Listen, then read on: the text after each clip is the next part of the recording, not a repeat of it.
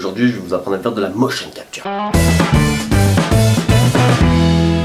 Il y a pas longtemps, il y a La Planète des Singes qui est sorti et ce film utilisait énormément de motion capture. Et je vais vous parler plus particulièrement de César. Parce que César est interprété par Andy Serkis. Et Andy Serkis interprète généralement tous les gros rôles de la motion capture.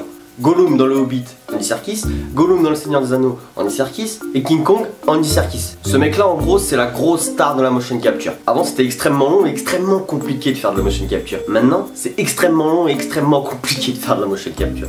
En gros il n'y a rien qu'à changer. Il y a plusieurs types de matériel pour faire de la motion capture. Oh là là il a dit matériel. Non mais ta gueule Pierre. Il y a plusieurs types de matériaux pour faire de la motion capture.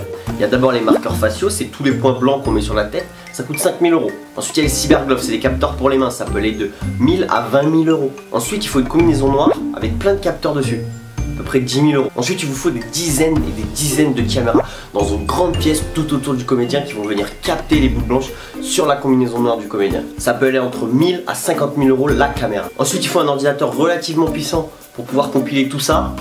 Et le technicien qui s'en occupe. Là, vous êtes en train de nous dire ouais il nous fait un tuto à 50 000 €, moi je peux même pas, c'est trop cher.